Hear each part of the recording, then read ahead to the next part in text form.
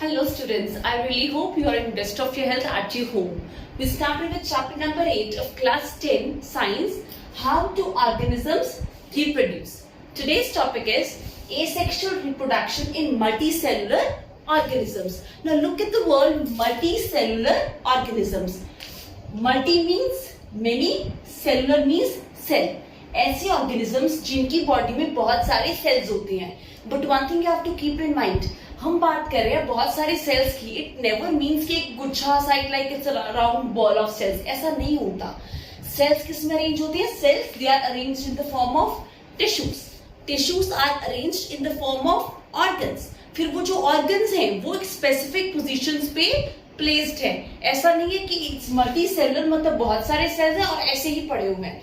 There is proper arrangement that's very complex. It's observed over here. Now talking about asexual reproduction. कौन सी reproduction है? Asexual. A means I told you earlier in my previous video also. A means single parent is involved over here. So single parent is involved in this reproduction. ठीक है? So today we'll be studying. Now there are 5. 1, 2, 3, 4, 5. There are 5 modes through which multicellular organisms they undergo asexual reproduction. First is fragmentation. Next is regeneration. Third is budding. Fourth is spore formation, and last but not the least is vegetative propagation. So when we talk about multicellular organisms, अब देखो हम कह रहे हैं कि जो sales हैं वो टिश्यूज की फॉर्म में अरेंज होते हैं. मतलब हर टिश्यू का फंक्शन क्या है? फिक्स्ड है. मल्टीसेलुलर ऑर्गेनिजम्स में यही क्वालिटी होती है. There is division of labour.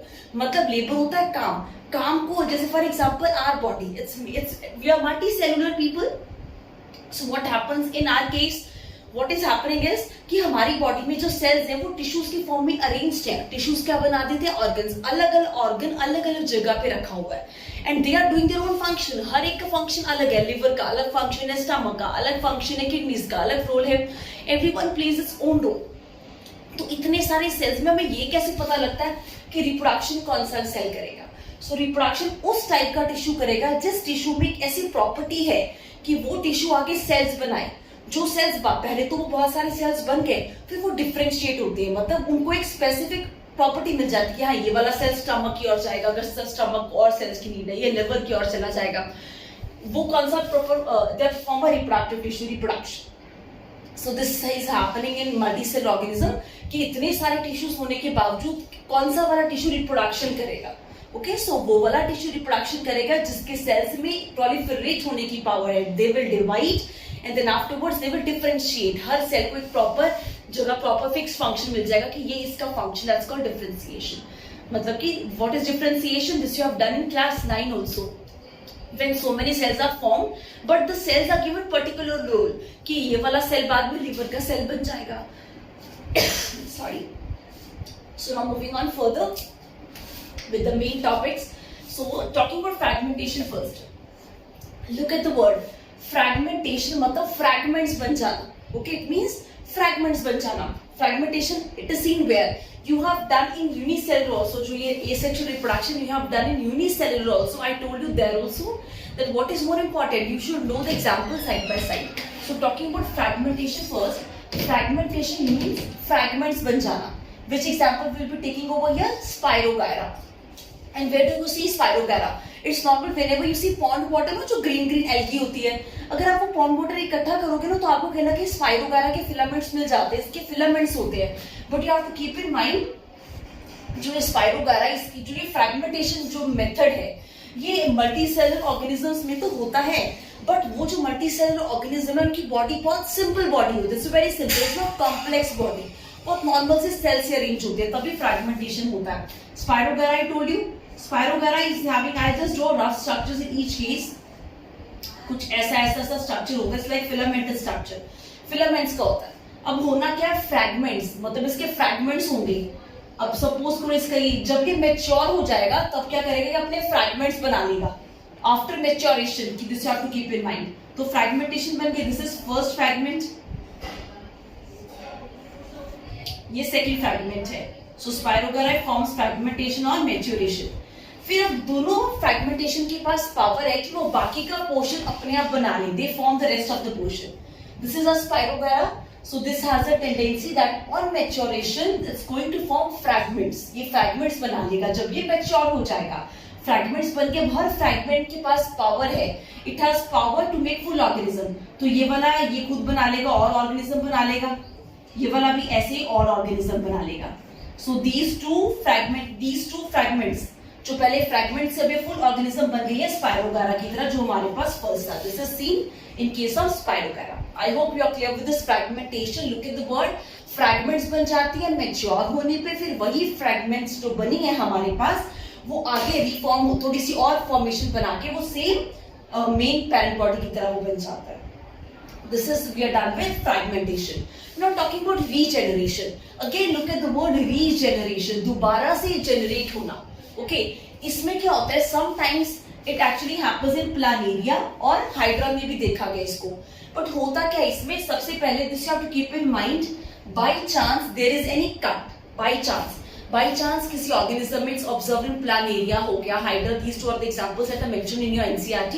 So इनमें क्या होता है? By chance accidentally कोई कट आ गया इनकी बॉडी पे, तो जो वो कट आया उसके पास एक पावर है. It has a power of regeneration. वो कट से पूरे ऑर्गेनिज्म को बना लेते हैं. जैसे कि I'll show you example over here of planaria. I told you example is given in your NCERT. This is planaria. I told you earlier also. I'll draw a rough diagram. This is planaria. By chance ये cut हो गया, accident हो गया इसका. It has got cut. ठीक है, तो ये वाले 3 fragments बन गए. This is our first. This one is first one. This one is second portion. This one is third portion. Now each portion, इसका हर पोर्शन के पास पावर है रीजेनरेट होने की. मतलब कि जो ये हमारा हेड वाला पोर्शन है, ये वाला अलग से ये बना देगा प्लानेरिया, फुल प्लानेरिया. ये फुल प्लानेरिया बनाएगा. सिमिलरली जो ये मिडल वाला पोर्शन है, it will form tail also. ये टेल भी बना लेगा and along with that it forms head also. ये मिडल वाले पोर्शन से फिर हेड भी बन जाता है. The last one, ये हमारे पास ओनली टेल प्रेजेंट है, but again the same goes over here also. Regenerate हो गया यहाँ पे. I am just drawing rough diagram. The things should be clear to you. This is planaria. So what is regeneration? अगर by chance कोई organism cut हो जाता है, examples are planaria. It happens in case of hydras. अगर hydra भी ऐसे cut हो जाता है, I am talking only when they are cut accidentally. So at that time जो कट पोर्शन है, they have a power of regeneration. उनमें regenerative cells होती हैं. अब ये सेल्स कैसे होते हैं? अब यहाँ पे अगर ये सेल प्रेजेंट है, बहुत सारा सेल बना लेता है. ठीक है, फिर वो सेल डिफरेंशिएट हो जाते हैं कि हाँ ये वाला सेल टेल में चला गया, ये वाला जहां जहां उन्होंने जाना है, जो एक बॉडी की टाइप होती है वैसा ही प्लानेरिया दोबारा से बन जाता है. And this is known as development. जो हम अभी बात कर रहे थे ना कि इतने सारे ये जो सारी बात कर रहे हैं हम कि कैसे वो रीजनरेटिव सेल्स बहुत सारे सेल्स बनाते हैं. They proliferate and they form lot many cells and then दो सेल्स दे अंडरगो डिफरेंशिएशन कि ये वाला सेल ये वाले पोर्शन में जाएगा, ये टेल पोर्शन में जाएगा. All this comes under development. So development हो जाती है इसकी. I hope you are clear with this. Same goes with Hydra. I am again repeating because we'll be doing Hydra and budding, then you can see the structure. So talking about budding now, this is the third method of asexual reproduction. Now this budding you have already done in unicellular organism also, which was the example over there, yeast. चीजें same है, बस there is only difference in organism. One is unicellular yeast, one is multicellular hydra. Now what happens again, budding में क्या होता है? Outgrowth बन जाती है. मतलब यहाँ बडिंग में ना रीजनरेटिव सेल्स होते हैं, क्योंकि तभी वो जब भी कट हो जाता है तो रीजनरेशन शो करता है. तो वही वाले सेल्स कई बार क्या एक्स्ट्रा एक साइड पे ग्रोथ कर लेते हैं, दैट्स नोन एज आउटग्रोथ. फिर बाद में वो फुल ऑर्गेनिज्म बनाते हैं. और जब वो फुल ऑर्गेनिज्म बन जाता है, फिर जब वो मेच्योर हो जाता है, जब फुल बन जाता है, फिर वो डिटैच हो जाता है पेरेंट बॉडी से. Suppose this is hydra. It is a tentacle like structure. This is hydra. Suppose this is hydra. This is a rough diagram. I'm again repeating. Okay, what happens then? अब यहाँ पे outgrowth होनी start हो जाती है. This is an outgrowth. मतलब suppose करो यहाँ पे रीजनरेटिव सेल्स होंगे, वो डिवाइड होने स्टार्ट हो गए, they are proliferating. Then afterwards ये धीरे धीरे ये वाला बड बढ़ता जाता है, और ये after some time it also forms a whole organism. जब ये पूरा ऑर्गेनिज्म बन जाता है, then what happens at that time? Then it gets detached. तो ये अलग से ऑर्गेनिज्म बन गया. This is known as budding because when it started it was like an outgrowth, जो बड की तरह लग रही थी. That's why it's called budding. This you have to keep in mind because this is the main method of reproduction in case of hydra. But अगर hydra by chance से यहाँ से कट हो गया, तब वो रीजनरेशन के मेथड से अपने आप की बॉडी को बना लेते हैं, ठीक है। तो इट मींस यहाँ पे कट होने की नेसेसिटी है इन regeneration. Budding outgrowth is formed. Okay. Now talking about spore formation. Now what happens in spore formation? So we are done with fragmentation, regeneration, budding. Now I'll explain spore formation over here only. This is small place only required. Spore formation. You might have observed bread. जो bread हम खाते हैं, तो bread को अगर आप गीला कर दो and then you keep it in a cool moist place, after some time आपको क्या लगेगा, उसके ऊपर कुछ ग्रोथ हो रखी है. दैट व्हाइट कलर पोर्शन आपको धागे से दिखेंगे उसके ऊपर. Bread mould that you call in your language, जो फंगस लग जाता है उसके ऊपर. We are talking about that right now. Okay, that's called Rhizopus.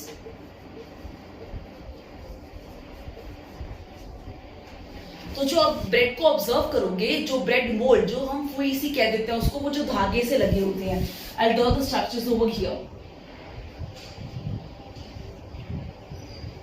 I am drawing the structure of rhizopus. Rhizopus is a bread mold. जो fungus लगे ना bread के ऊपर, जब आप ब्रेड को गीला करके रखोगे, then you keep it growing, let it so that ये और बना ले थोड़े से. This is just a rough diagram that I have drawn. हमें ये धागे धागे से दिखने लग जाते हैं उस ब्रेड के ऊपर. What are these? These are hyphae. ये हाइफे हैं. This whole organism, जो ये पूरा ब्रेड मोल्ड है, this is known as rhizopus. Okay? और जो ये धागे हैं hyphae, these are not reproductive structures. ये रिप्रोडक्शन नहीं करते हैं. What you observe on here is blob-like structure, ground से structure observe करते हैं. This is known as sporangium. What it is known as? Sporangium और sporangia. तो ये जो स्पोरेंजिया राउंड स्ट्रक्चर, इसके अंदर there are spores. What are there? Spores. Spores, 3 terms now. इसके अंदर स्पोर्स होती हैं. Spore is what? It's actually ऐसे जैसे ये है, इसके ऊपर एक कवरिंग भी होती है हर स्पोर के ऊपर. 1 2 3 4 5 6 spores I have drawn inside this sporangia. तो हर जो स्पोर है, हर एक जो डॉट दिखाई मैंने, it is called spore. Her spore की कवरिंग होती है. This is very helpful. जब भी ये स्पोरेंजिया ये यहाँ से टूटता है, ये रिप्रोड्यूस करते हैं, तो ये क्या होता है, ये वाले जो स्पोर्स है ये विंड के थ्रू ये फैल जाते हैं. अब इनके ऊपर कवरिंग होती है, so it's very beneficial that covering. क्योंकि जब अनफेवरेबल कंडीशंस होती है ना, जब ये मतलब स्पोर की डेथ ना हो जाए, it should not become useless, तो इसलिए उस ये कवरिंग बचा लेती है इसको. So whenever it find conditions like moist place, जो भी कंडीशन चाहिए इस राइजोपस को ग्रो करने के लिए, जब भी उसको ग्रो होती है, then this covering breaks down. Okay, this covering breaks down and then rhizopus is formed. I hope this is clear. So I'll again repeat spore formation. Spore, you see a bread को आप गीला कीजिए. This is one example that is told to you regarding the rhizopus. तो आप देखोगे उसके ऊपर, उसको अगर आप ऐसी cold moist place पे रखे रहने दोगे 1-2 दिन, then you will observe rhizopus is actually what is there. तो आपको वो thread like structures दिखते हैं, उसमें जैसे कोई सी लग जाती है. It's a fungus. वो ब्रेड मोल्ड ही है, उसका नेम क्या है? rhizopus. So जो ये thread like structures are, these are not reproductive structures. But what you see over here, sporangium. Sporangium के अंदर वो जो राउंड वाला स्ट्रक्चर है, this blob like structure, inside that we observe some spores. जो spores होती हैं, उनके पास एक कवरिंग होती है.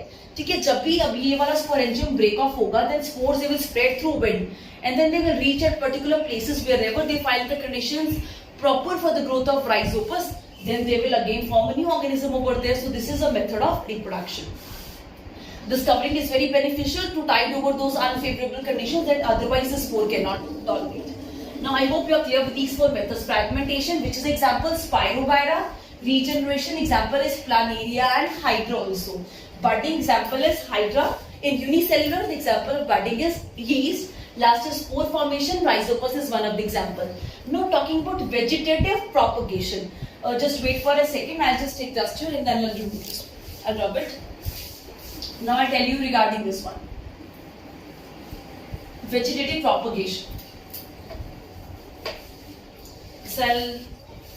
Vegetative propagation. Look at the word. Vegetatively propagate करना. This is also seen in case of plants. What is observed in plants?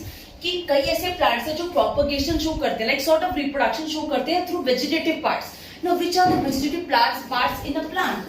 Roots, stems, okay, leaves.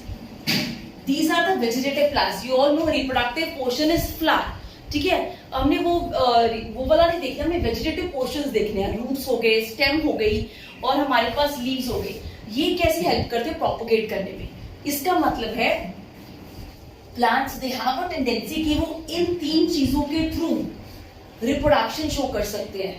Reproduction is propagation हो सकती है, वेजिटेटिव पार्ट्स के through वो reproduce कर सकते हैं. वो ये वाले एग्जांपल्स है. Now I tell you then it will be more clear. Roots, आपने नोटिस किया होगा एडवेंटिशियस रूट्स होती हैं.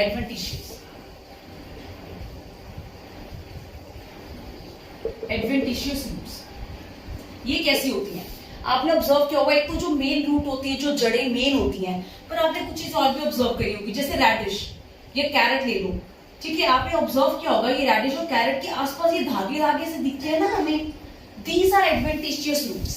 ठीक है, अगर इसका मतलब क्या है कि इन रूट्स के थ्रू भी अगर इन रूट्स को प्रॉपर कंडीशंस मिल जाए ग्रो करने के लिए, proper water whatever things are required for a plant, अगर इन रूट्स को हम बो देते हैं कहीं पे, तो उनकी पावर है कि वो एक न्यू प्लांट अराइज करने में हेल्प करें. This is with the help of roots. It's observe in case of dahlia also. Adventitious roots of dahlias are famous. Otherwise I have given a common example कि आपने adventitious roots देखी कहां है? Carat में देखी होंगे, reddish में आपने धागे देखे होंगे, जो वो टर्निप होता है, शलगम में भी आपने देखे होंगे वो धागे. So those are adventitious roots. अगर उनको भी आप बो देते हैं, if you sow them, then they also give rise to whole plant. Next are stems. Now stems, how it helps in case of stem. Stem के cases में if I talk like we'll talk about tubers. Potato की बात कर सकते हैं. If this is a potato, then आपने देखा होगा potato की ऐसे eyes होती हैं. जब potato आपके पास पड़े रहते हैं ना, से if they are kept for so long, अगर वो रखे रहते हैं काफी देर में, you observe here bud grows. यहाँ पे कुछ ऐसे ना grow होने लग जाते हैं. क्योंकि वो potato at your house and then you observe इसके ऊपर ना ये bud से grow होने लग जाते हैं, ये potato की eyes की sides पे. पोटैटो के eyes, I hope you know, जो पोटैटो होता है उसमें सेंट ऐसे ऐसे लगी होती है eyes, not the other one that we use for seeing. Okay, don't get confused with that thing. So buds are observe. अगर आप किसी भी बड को आप उठा के then you keep sow it in the soil, it has a tendency to form a new plant. Okay, so stems, I hope you are clear. ठीक है, so what I mean to say is, जो ये buds होते हैं potato वगैरह के, if you sow them anywhere in the soil, they have a tendency to form a new plant. This is, अब देखो ये स्टेम क्या है? एक वेजिटेटिव पार्ट है प्लांट का. सो वेजिटेटिव प्रोपगेशन हो गई. प्रोपगेशन का मतलब है न्यू प्लांट भी बन रहा है उस वेजिटेटिव पार्ट से. This is vegetative propagation. So I told you example of stem also. Ginger में भी ऐसे ही होता है. नो टॉकिंग अबाउट लीव्स, जो एक आपने सुना होगा ब्रायोफाइलम नाम का एक लीफ होता है. There is a leaf called bryophyllum. Bryophyllum की जो नॉचेस होती है ना, यहाँ पे बड्स आ जाते हैं, उनको भी कहते हैं एडवेंटिशियस बड्स. ठीक है, एडवेंटिशियस बड्स. अगर ये वाली लीव से जो इसकी नॉच में जो प्रेजेंट है, ये बड हम कहीं पे ग्रो कर दे सॉइल में, it also has a tendency to form a bryophyllum plant. So again goes with the same thing. Leaves एक वेजिटेटिव पार्ट है और एक न्यू प्लांट बन रहा है. So it means vegetative propagation is see. So vegetative propagation natural भी होती है, आर्टिफिशियल भी होती है. मतलब हम जो ये वेजिटेटिव पार्ट्स है, रूट्स, स्टेम्स या फिर लीव्स, इनसे हम नेचुरली भी वो हो रही है. नेचुरली कैसे होती है? देखो यहाँ पे नेचुरली अपने आप ही वो हो जाती है. पोटैटो को अगर हम वो बड को ऐसे सो करें तो भी हो जाती है. लीव्स के बड्स को हम अगर सो करें तो भी वो हो जाती है. No, there is one artificial method also. Artificial method you might have heard. ये तो हो गए natural methods. We are talking about vegetative propagation. ये तो हो गए बेटा natural ones. Now I tell you a little bit only about artificial methods. Artificial method कैसे होते हैं? जो हॉर्टिकल्चरिस्ट होते हैं ना, जो हॉर्टिकल्चर में वो पॉपुलर होते हैं पीपल, आर्टिफिशियल, तो वो हॉर्टिकल्चरिस्ट जो पीपल होते हैं, those are involve in the growth of those flowers, vegetable, जो इनमें इन्वॉल्व होते हैं इनकी ग्रोथ में, वो जो लोग होते हैं वो क्या करते हैं? They can use artificial method. जैसे for example one thing is which I take example, you might have observe roses में देखा होगा आपने, रोज में देखते हो आप. Then what else is there? Rose में क्या करते हैं बेटा? वो कटिंग होती है. Cutting is a method use in rose. Rose grow हुआ, उसके लिए जो कटिंग्स होती है ना, वो कटिंग्स को ही हम ग्रो कर सकते हैं, उससे हम प्रॉपर पौधे बना सकते हैं. Okay, then one is layering. Layering is also one of the method. Okay, एक होता है जिसमें कि ऐसे होता है, for example mango tree use करते हैं जनरली इस मेथड में. जो एक और मेथड है, the method is rose cutting, then layering. Layering is seen in some cases कि जैसे एक प्लांट है, ये प्लांट ग्रो कर गया. अब उस प्लांट को कई बार क्या होता है, स्टेम ऐसे झुक के ऐसे उठ जाती है. जब वो झुकती है स्टेम, तो वो सॉइल की कंट्रोल में आता है, तो यहाँ पे एक और प्लांट खुद से ग्रो कर जाता है उस स्टेम के थ्रू ही. ओके अगर कोई बट प्रेजेंट है स्टेम के थ्रू, ऐसे स्टेम के बाद नीचे आ जाती है कुछ प्लांट्स की, तो वैसे ग्रो कर जाता है, ठीक है। Then there is one more case जिसमें हम क्या करते हैं, जैसे मैंगो ट्री में हम मेथड अप्लाई करते हैं। What do we do in case of mango tree, हम मैंगो ट्री की ऐसी कोई ब्रांच लेते हैं, उसको फिर क्या करते हैं, जो 6 मंथ्स या 1 ईयर ओल्ड जो मैंगो ट्री हम जो सैपलिंग जो सीड को सो करके जो भी निकला उसके साथ हम अटैच कर देते हैं। What I am saying is एक मैच्योर मैंगो ट्री लो जिसके पास कैपेसिटी है मैंगोज ग्रो करने की, उसको वाला पोर्शन लिया हमने, ठीक है। साथ में हमने एक सीड ग्रो कर रखा था जो 6 मंथ्स या 6 मंथ्स टू 1 ईयर ओल्ड वो जो सैपलिंग हमारी बन गई है उसके साथ वो अटैच कर देते हैं किसी तरह से, क्योंकि एक स्काइन और स्टॉक का मेथड होता है, उसमें हम अटैच कर देते हैं and then afterwards it's very easy to get the mango trees over here. So some methods are there, artificial methods, one is that's mentioned in your book also, so don't go in deep regarding this method, that's why मैंने ये ज्यादा नहीं बताया, it's not given in your book. बस उन्होंने इतना introduce किया कि हाँ कुछ हॉर्टिकल्चरिस्ट मेथड्स यूज करते हैं आर्टिफिशियल मेथड, रोजेस को ग्रो करने के लिए, मैंगो को ग्रो करने के लिए, शुगर केन को ग्रो करने के लिए। So just I told you कि कटिंग एक मेथड होता है, क्लियरिंग मेथड होता है, they are not that important, but please be precise with NCERT, if the words are given you should know a little bit about that. So next is tissue culture. Okay, so I'll tell you about tissue culture now. Tissue culture is also one of the artificial method. Tissue culture में बेटा क्या होता है? I'll tell you just now. Tissue culture is also one of the method of vegetative propagation, but ये artificial में आता है. Natural तो we have done जो मैंने examples यहाँ पे बताई थी. So we are doing it for the artificial ones. What happens in that case? जो artificial होगा tissue culture में, अब सपोज करो you know this thing you have done in class 9 that in case of plants जो उनके growth वाले जो portion होता है that's found on the tips, जो meristematic tissue that's called dividing tissue, वो कहाँ पे होता है, वो टिप्स पे होता है, ठीक है। जो प्लांट की जो टिप्स होती है, जो स्टेम की टिप्स, तो हमने उस टिप से थोड़े से सेल्स ले लिए, ठीक है। अब we are talking about tissue ना, सो हमने सेल्स को ले लिया, what is a tissue, group of cells, तो हमने कुछ सेल्स वो स्टेम की टिप में से ले लिए जो जिनके पास कैपेसिटी डिवाइड करने की, बिकॉज इट्स मेरिस्टेमेटिक टिश्यू, हमने वहां से ली और हमने एक वॉच ग्लास में रख ली। वॉच ग्लास का मतलब है सी बेटे यहाँ पे आपने कुछ मीडियम भी रखना है जिसके अंदर आपने अपने सेल्स रख दिए, ठीक है। कुछ मीडियम भी रखा हमने, मीडियम जैसे कोई विटामिन रख दिए हमने, साथ में things you have to provide oxygen, these things should be there maximum in this, कि हमने वो कंडीशंस प्रोवाइड करी जो एक नेचुरली हम एक सीड को जो बोते हैं जो उसको कंडीशंस चाहिए एक प्लांट बनने के लिए, तो यहाँ पे हमने वो कंडीशंस दे दी। टिश्यू आपको पता है, आपने उस ग्रुप ऑफ सेल्स निकाले वहां से, culture means this we do in lab, watch glass लेते हैं हम, बीच में हमने अपना वो मीडियम डाला जो न्यूट्रिएंट मीडियम हम कह सकते हैं, जो न्यूट्रिशन देगा इस इन ग्रुप ऑफ सेल्स को, जो हमने किसी और प्लांट से लिए, ठीक है। So culture, I hope you are clear with the word culture. So tissue culture we generally use in case of labs also, क्योंकि लैब वाला मेथड ही तो है कि हमने वॉच ग्लास लिया, उसमें हमने सेल डाले, हमने आर्टिफिशियली ये न्यूट्रिएंट मीडियम इसको प्रोवाइड कर दिया। अब थोड़ी देर के बाद हम क्या करेंगे, इस ये वाले जो सेल है ये थोड़ा सा और बड़ा हो जाएगा, form it is known as callus, थोड़ा सा और बड़ा हो जाएगा, फिर हम इसको दूसरे वॉच ग्लास में शिफ्ट कर देंगे जहां पे हमने ग्रोथ हार्मोन्स डाल दे, जैसे ऑक्सिन्स डाल दे, जिब्रेलिन्स डाल दे, साइटोकाइनिन्स, ये चीजें हमने डाल दी इस वाले न्यूट्रिएंट मीडियम में, ताकि ये और अच्छे से ग्रोथ कर पाए। देन आफ्टरवर्ड्स जब इसको थोड़ी देर के बाद जब ये थोड़ा ग्रोथ हो जाता है, then you plant it anywhere, soil में इसको प्लांट कर देते हैं, तो this is known as tissue culture. इसका बेनिफिट होता है कि हम सेल्स को मिक्स भी कर सकते हैं कई दो प्लांट से लेके, तो we can go according to our own choice in this case, okay. So we are done with vegetative propagation. What we did in vegetative part से कुछ plants they have a tendency to reproduce, और plant बना लेते हैं, this was vegetative propagation. It's of natural and artificial. Natural में we did methods like roots, stems, leaves के through जो vegetative propagation होता है through vegetative parts. These are the vegetative parts. Roots, adventitious roots. Through stem, we saw in case of tubers like potato. We can see in rhizomes like ginger also. We saw in leaves also जो bryophyllum के notches में जो buds थे इनसे बन गए, ठीक है। यहाँ पे roots में example डालिया किया, adventitious roots of dahlia. Okay, it's a flower dahlia. Then we talked about artificial methods. I told you cutting is there, then layering is there, ठीक है। then tissue culture is there. tissue culture I've told you, tissues हमने लेने हैं किसी भी plant से, tip से ले लेने हैं, मतलब हमने कुछ ग्रुप ऑफ सेल्स वहां से लिए, फिर उसको हमने वॉच ग्लास में रखा with the proper nutrient medium so that दो सेल्स कैन डिवाइड। फिर थोड़ी देर के बाद वो कैलस बन जाता है, थोड़ा से ज्यादा सेल्स बन जाते हैं, then again we shift into another watch glass that has got hormones also जो ग्रोथ वगैरह में और हेल्प करते हैं, ग्रोथ और डिफरेंशिएशन में। Then that particular thing is then planted into the soil. Okay, this is called tissue culture. So what is the benefit of this vegetative propagation? It's very beneficial. First thing is जैसे हमने mango tree में करा था, I told example of mango tree also, कि कैसे हम एक mature mango जो ट्री होता है उसका पोर्शन लेते हैं और एक सैपलिंग जो कि 6 to 1 year old होता है उसके साथ वो अटैच कर देते हैं हम, उससे मैंगो ट्री बहुत जल्दी ग्रो कर जाता है. So it's a very fast methods of growing. Okay, कुछ किसी प्लांट को अगर ट्री को बहुत टाइम लगता है, so this method we can follow for growing. Rose के लिए बड़ा यूज होता है ये मेथड कटिंग वाला. Rose is very easy to grow very soon. ठीक है, first thing is this benefit, it's very soon. अब कई प्लांट्स ऐसे होते हैं जिनमें सीड्स की टेंडेंसी नहीं होती, वो सीड्स नहीं बना रहे हैं, तो हमें नेक्स्ट जनरेशन कैसे मिलेगी उस प्लांट की? In those cases also we go with vegetative propagation. Third thing is जो इसमें जो नया प्लांट बन रहा है वो काफी सिमिलर होता है अपने जो काफी ज्यादा सिमिलर जेनेटिकली होता है अपने जो जिस प्लांट से वो बना है. Third thing is this one.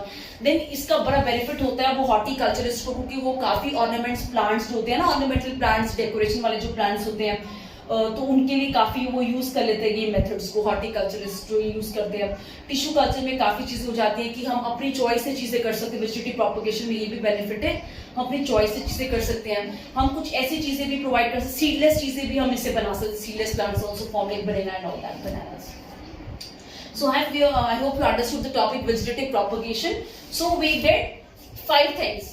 Fragmentation, it was Pyrogara that we did. Then regeneration जिसमें काट, इसमें तो फ्रैगमेंट्स बन जाती है. Just a quick review.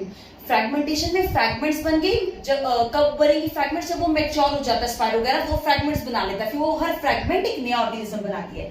Regeneration में बाई चांस कटिंग हो जाती है प्लानेरिया या हाइड्रा वगैरह की, तो वो क्या करते हैं, वो आगे वो जो कट हो गया पोर्शन रिजनरेटिव सेल्स की हेल्प से through development they undergo and form new organisms. Budding is in case of hydra where bud is seen and outgrowth is observed with help of regenerative cells. एक outgrowth बन जाती है जो bud की तरह लगती है. when it get mature वो fully develop हो जाती है, वो detach हो जाती है parent organism से. पर जब ये hydra cut हो जाता है तो वो regeneration भी follow करता है. next is spore formation observed in case of rhizopus, जो वो spores बन जाते हैं जिनकी covering होती है. what's the benefit of the spore formation? कि वो जो covering होती है ना, वो unfavorable conditions के through pass कर देती है उस particular spore को. then wherever the spore goes and it finds better conditions, then it can again form rhizopus. Then is vegetative propagation, it's natural and artificial. Vegetative paths के through new वाले plants बनने, that's called vegetative propagation. Natural, artificial. This is natural that I just told you through roots, stems and leaves, and this is artificial where tissue culture also gets involved over here. So I hope you are clear with the topic. For any doubts, please feel free to ask. Thank you so much. I really hope you understood the topic. Stay home, stay safe. Thank you.